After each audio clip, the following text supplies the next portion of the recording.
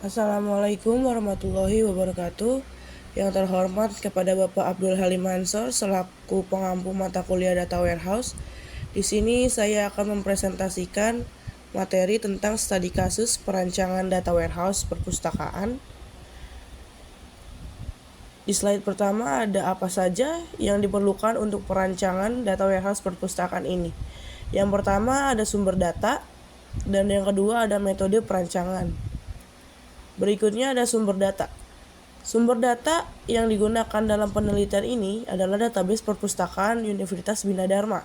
Dalam database yang ada berisi informasi mengenai koleksi buku, data peminjaman, dan data pengembalian buku yang tersedia pada perpustakaan.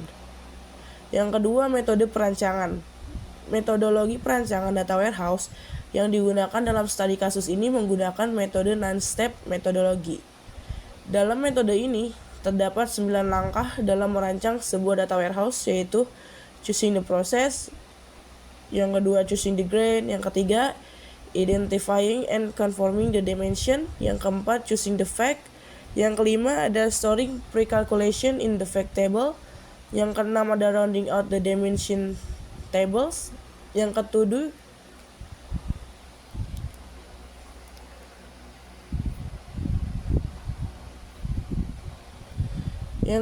ada choosing the duration of database, yang kedelapan ada tracking slowly changing dimension, dan yang terakhir ada deciding the query priorities and the query models. Yang pertama adalah memilih proses atau choosing the process. Proses bisnis yang terjadi dalam perpustakaan Bina Dharma meliputi 1. Penyerahan bebas pustaka, yang kedua pembelian buku, yang ketiga pendaftaran anggota, keempat peminjaman buku, dan yang terakhir ada pengembalian buku. Dan yang kedua ada memilih grain atau choosing the grain. Proses ini membuat grain dari proses bisnis yang telah ditentukan untuk digunakan sebagai fact table dalam data warehouse, mencakup jumlah buku, mahasiswa, dosen, dan buku yang dipinjam. Berikutnya ada mengidentifikasi dan penyesuaian dimensi, yaitu mengidentifikasi dimensi yang berhubungan dengan tabel fakta. Dari hasil identifikasi, maka dapat ditentukan dimensi yang terlibat meliputi 1. Dimensi mahasiswa, yang kedua dimensi dosen, yang ketiga dimensi buku, dan yang terakhir dimensi waktu. Selanjutnya adalah memilih fakta atau choosing the fact. Langkah berikutnya adalah memilih fact table berdasarkan pemilihan grain sebelumnya. Tabel fakta yang didapat dari analisis terdiri dari fakta peminjaman dan fakta pengembalian. Rancangan fact table yang dihasilkan dalam penelitian ini adalah fact table peminjaman dan fact table pengembalian buku. Berikut contoh fact table peminjaman dan pengembalian buku.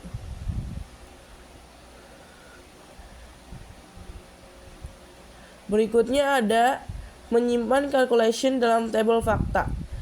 Agregasi tabel fakta peminjaman adalah jumlah total peminjaman buku berdasarkan waktu, sementara agregasi fakta pengembalian adalah total pengembalian buku berdasarkan waktu.